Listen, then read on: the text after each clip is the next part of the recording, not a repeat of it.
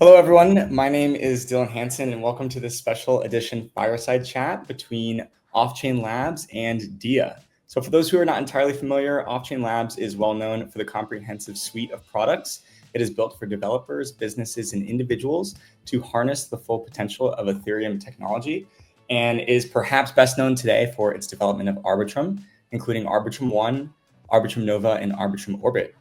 So the focus of today's conversation will surround the launch of Lumina, DIA's new fully on-chain, trustless, and verifiable Oracle architecture that has been developed as a layer 2 rollup solution, leveraging the Arbitrum Orbit technology. And so harnessing Orbit's unique customization, its cutting-edge features and fast block times, along with its custom gas tokens and more, Lumina is well positioned as a next-generation Oracle solution, one that redefines how trustless, decentralized data feeds operate in the evolving blockchain landscape. And so today I'm joined here by Vishnu Kumar and Chase Alred. Vishnu, who's leading Orbit strategy and go-to-market at Offchain Labs, and Chase, who's leading infrastructure at Offchain Labs. Vishnu and Chase, thank you so much for being here. It's great to have you guys. Just quickly, how's everything going today? How are your days going? It's great. Can't complain. Excited to be here. Awesome. Thank you.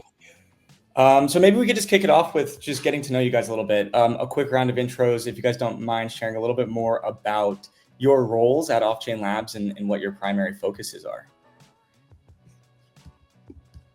Absolutely. Happy to take that one first. So I focus on Orbit exclusively, which is our chain stack product. It allows builders to essentially create their own very opinionated, really tailored block space for whatever their use case may be. So we see a lot of folks essentially take the Arbitrum stack and almost fork it for their own use cases and create their own version of Arbitrum. And we've seen a lot of great successes from that. Yeah.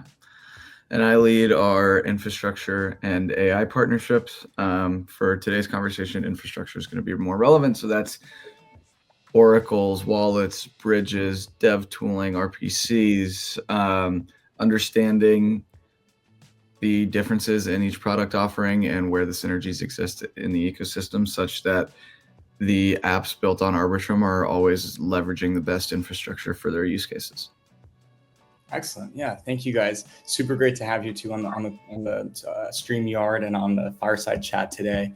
And before we get too deep into the conversation and dive into Lumina, I'd love if perhaps you guys can provide some high-level background on really what the unique benefits that Arbitrum Orbit offers to builders looking to launch their own custom chain. I have a couple questions around this, but maybe we can start off at a high level. What are some of the core highlights, offered to builders looking to launch an Orbit chain? Yeah, absolutely. Like I mentioned, I think the main value proposition is essentially customized to your heart's content.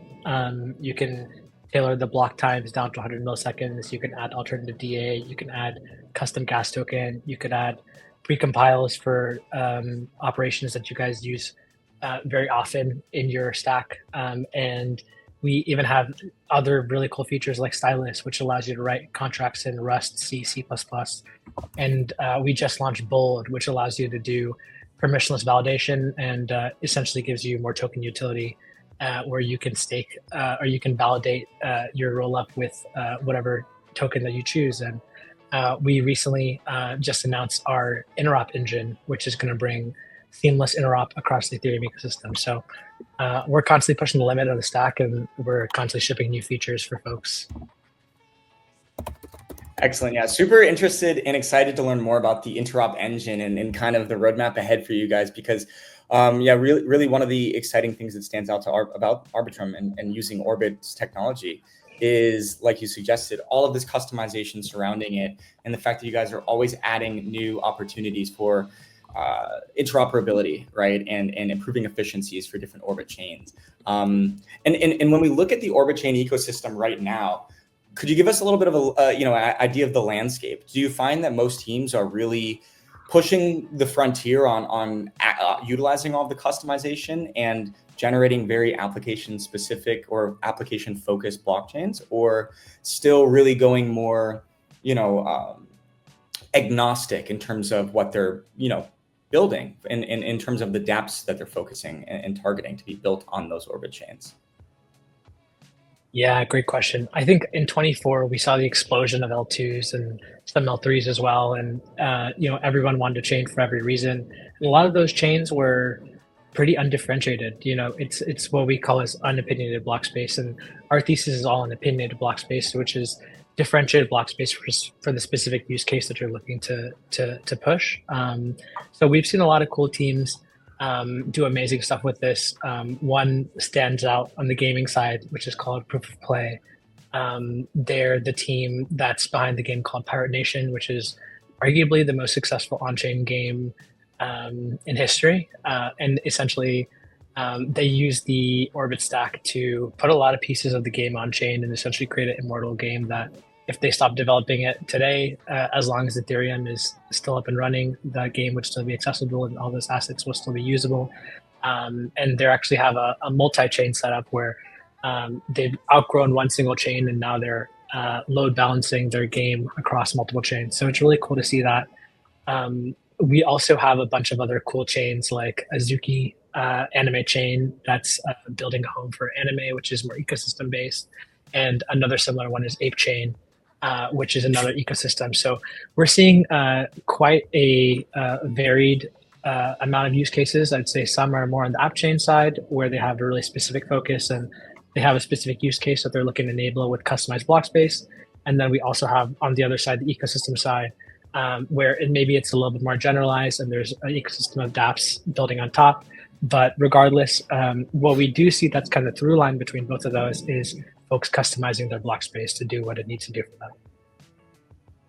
Absolutely. And just one more quick question on top of that. Are you seeing more adoption of teams building L3s or L2s? I always find this interesting in terms of how teams are deciding which direction they want to take there.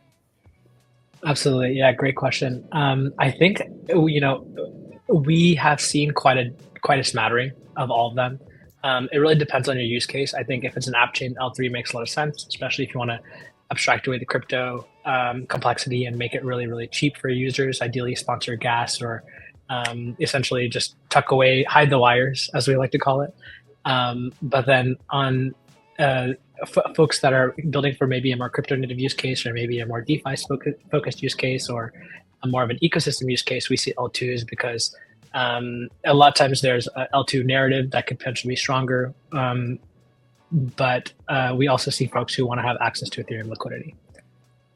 Yeah, it's a super exciting time in the space with the accessibility that stacks such as the Orbit framework have created for teams to build these application specific focused blockchains, and really the advent of, in addition of these stacks to the industry, is what gave us at DIA the opportunity to launch Lumina the way that we've always kind of envisioned the ultimate transition of Lumina and the evolution of it. So maybe we can quickly jump into the discussion of Lumina. From your guys' side, of course, I could probably go on all day and to maybe put you guys on the mic here, but I'd love to hear your take on Lumina. What about Lumina, stands out to you guys so far in terms of the way that we've implemented and have been building it on top of the Orbit framework? Curious if you see, have any insights to share as to how Lumina is contrasting to other oracles that you've seen available within the Arbitrum ecosystem. Yeah, absolutely. Sorry. Chase, you go ahead. I really like Lumina's novel use of ZK coprocessors in particular. I have a strong thesis that a significant amount of transaction or computational activity that happens on-chain will technically happen off-chain via coprocessors, and only the proof will be posted on-chain eventually. Arbitrum chains uniquely enable this via Stylus. So this is the feature on Arbitrum chains, or the upgrade that was recently made, that allows anyone to write smart contracts in Rust, C, and C++, which makes it far, far cheaper for ZK proving, particularly of computationally heavy use cases, like what the ZK coprocessor architecture that Lumina's leveraging might be handling. Excellent. Absolutely. One more thing I'll highlight is the transparency of Lumina. It's cool to see the order flow from sourcing to validation and distribution all be on chain with open source verifiable smart contracts. I think that's really cool and pretty unique. And I know Lumina scrapes the data directly from a tons of different tons of different places, decentralized exchanges, centralized exchanges, and more. So it's cool to see really robust data for different types of assets and different verticals. We're now seeing really cool use cases of non-financial oracles. So I think Lumina really fits into that trend that we've been seeing. Yeah, I appreciate you guys adding those comments, and curious to jump in a little farther, Vishnu, maybe in a second on how you see the use cases for oracles evolving. Right, you guys are both on the infrastructure side, but also have such exposure to the ecosystem from an early stage and seeing what teams are building that might leverage oracles. But just to touch on one other point that you mentioned is, what we're striving to do with Lumina is really implement and introduce the first truly transparent Oracle architecture, right? We find that across the industry, oracles are to an extent plagued by whether it be leveraging opaque third-party data providers or having closed validator or node sets that are not open source and permissionless, or closed source smart contracts, right? We feel that there's like this requirement of trust and assuming trust towards oracles as trusted third-party data providers. So just to add on that, we're really looking to introduce Lumina to get away from this belief that the industry has to rely on trusted third parties for Oracle data and implement a stack that's truly trustless. And part of this that really, in my opinion, aligns so well with the ethos and the mission of Arbitrum itself is the decentralization in the DAO governance structure that Arbitrum has, but also that DIA has fully shipped Lumina to be optimized for. So I'd love to kind of dive a little bit into that. Taking a look at from the earliest days, how Arbitrum has approached decentralization in the DAO governance structure, and from your opinion, how this has guided the development roadmap into providing the Orbit infrastructure that DIA is now harnessing for Lumina. So maybe a summary, because I'm dropping a lot on you guys there, but kind of how did the positioning in the ethos of decentralization guide the development roadmap for Arbitrum Orbit?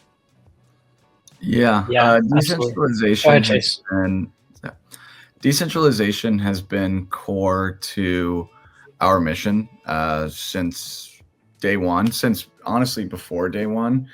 Ed Felton, one of our co-founders, published his paper outlining the fraud proofs architecture in 2014. So before the Ethereum white paper was even launched, and it was about creating scalable smart contracts or scalable infrastructure for blockchains.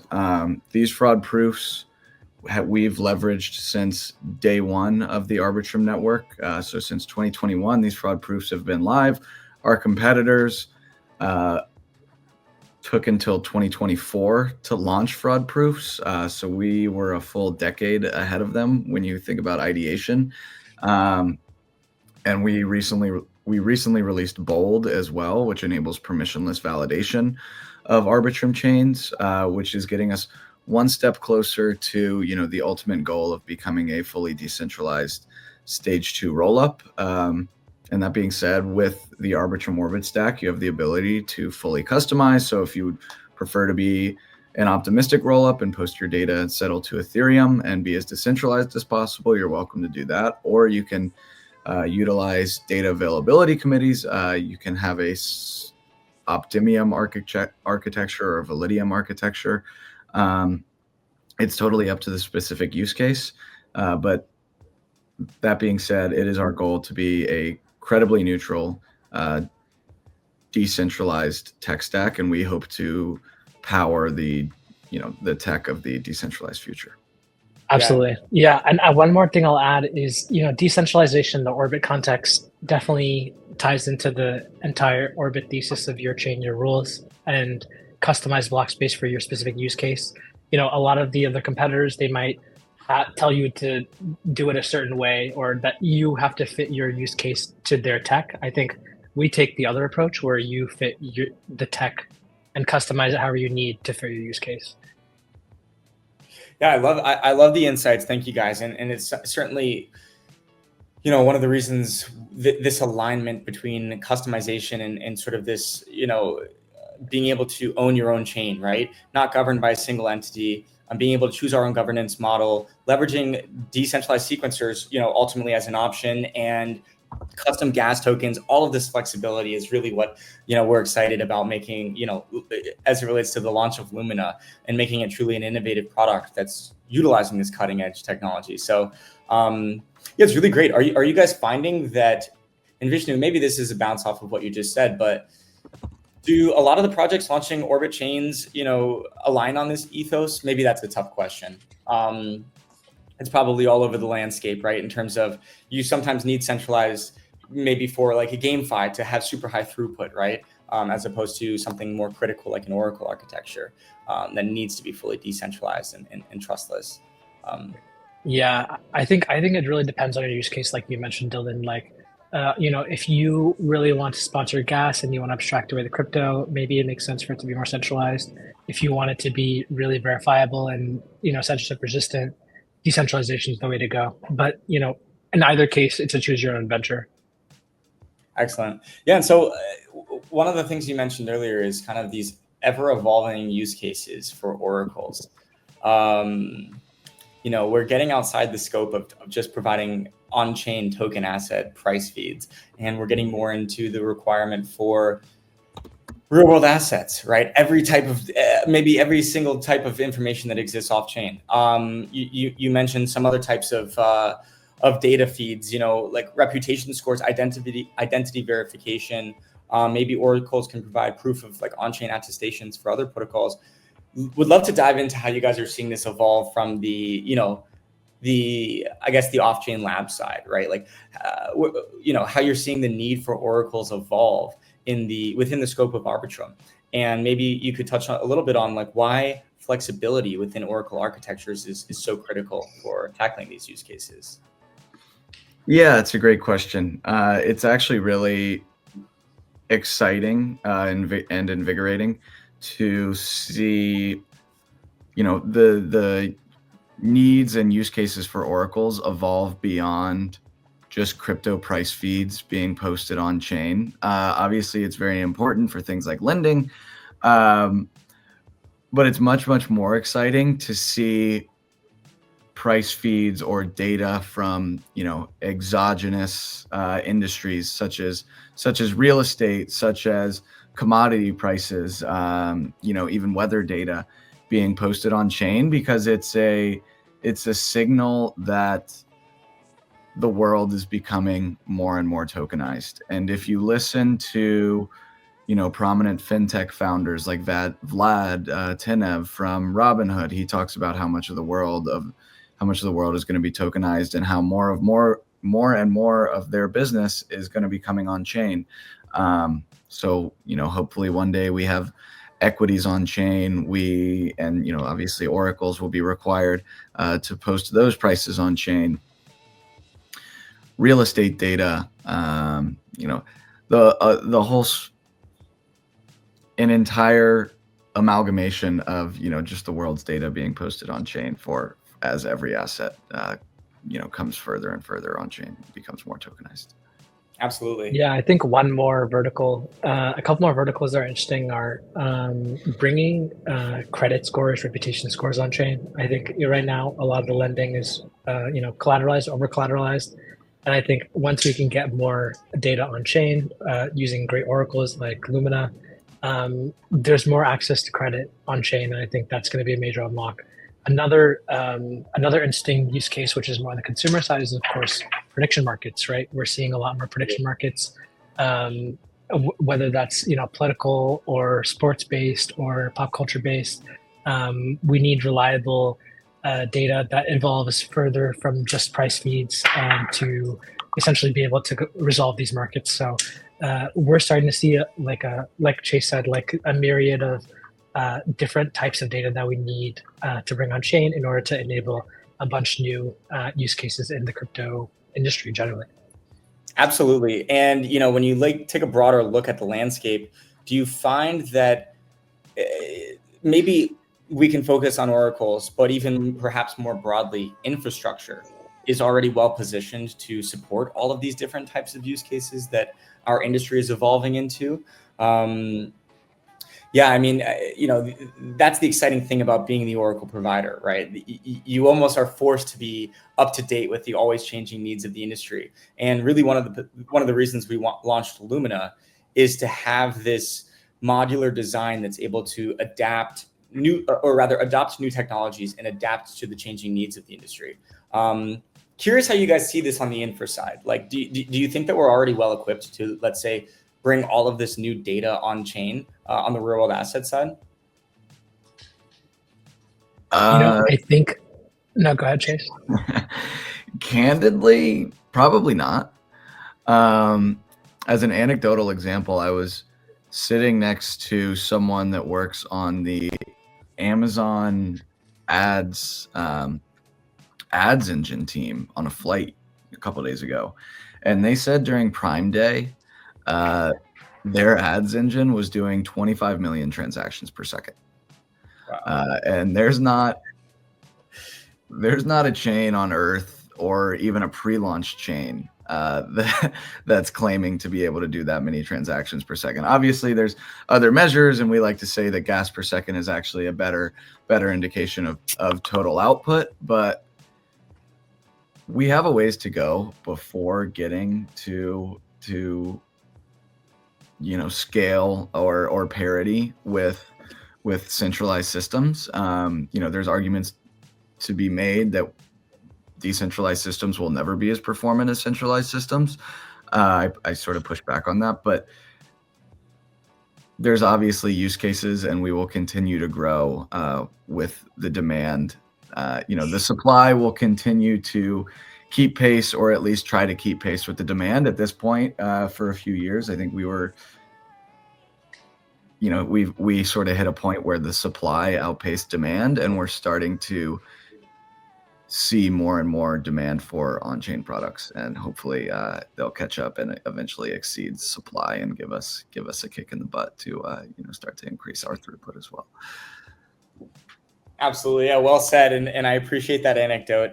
I agree with that, right? And so what's required here is more of like a look forward on what's to come. And I think this is a kind of a perfect transition into that. I'd love to, gain from your guys' side what you're looking at, what's to come from the, within Arbitrum and the broader Orbit ecosystem. Vishnu, in the beginning, you kind of gave some insights into, improving native interop, right? Maybe you could touch on that a little bit. And Chase, you were really diving a little bit more into Stylus, right, which is live, but probably one of the newer additions to the stack that people are leveraging. So, can you guys share any insights on really what's to come? Any big technical upgrades on the roadmap that you're excited about within the Arbitrum Orbit ecosystem? Perhaps any that DIA and Lumina might be able to leverage as well. Yeah, absolutely. Happy to dive into interop side. Unfortunately, can't leak too much alpha, but I'll give you guys a taste. Essentially, we're building an intent-based interop engine. We're really excited about it. Essentially, it's going to be intent-based with solvers filling the orders in the back end. We're working with a variety of solvers across the ecosystem, and this is going to be for the entire Ethereum ecosystem. We're not limiting just the Orbit chains. We really want to solve this for Ethereum almost in a public good style way. So we're excited about it. And essentially the vision here, or the promised land, is in the next coming months, by end of Q1, we should essentially have ETH and USDC on any chain, any EVM chain, Ethereum chain, in under 3 seconds. And then later on this year, we're going to be bringing that to every asset. So really exciting stuff. Essentially, that's going to fulfill the promise of interop that a lot of the ecosystem has been looking forward to. So I think that's going to enable a lot of cool use cases, cross-orbit interactions, multi-chain transactions. So it's going to be a major unlock for the entire ecosystem for all of Ethereum. Absolutely. And I love how, Offchain Labs takes such a broader look at the landscape. It's not just about pushing Arbitrum forward, as you've been mentioning. It's about pushing Ethereum forward, right? As we started off the discussion, really pushing forward the amount of people that are able to harness the power of Ethereum. And it certainly aligns well with our vision as well, our mission for supporting as many, relevant chains, actually EVM, but also non-EVM, as feasibly possible, right? I think that the more data you're able to take in across all relevant chains, the more robust price feeds you can actually create for assets that we're providing. And so this expansion that you guys have in mind, this native interop, is heavily synergistic with our approach in terms of what we're building out as well. Yeah, just kind of want to wrap things up here, as a quick fireside chat with the team, with Chase, Vishnu, guys. Thank you so much for joining. Really appreciate the time, appreciate all the support in, the back and forth in getting Lumina live, and the support we've gotten from the Offchain Labs Foundation. So really appreciate you guys. Thanks for hopping in today. Any final thoughts? I don't know. I'm putting you guys on the spot a lot today. Any final thoughts from your guys' side? Excited for the Lumina launch. It's been great to work with you guys. Excited to have you in the Arbitrum family, and looking forward to big things coming out of the DIA camp. Yeah, I second that, and I'm excited for more and more pricing data and other data, exogenous data, to come on chain. Excellent, awesome. Likewise, if you're seeing this recording, that means Lumina is either live or a few days away. So stay tuned in. Again, guys, thank you so much. Have a great rest of your days, and we'll see you online. Cheers. Thank you, guys. Thanks for having us, Dylan. Great to be here. See ya.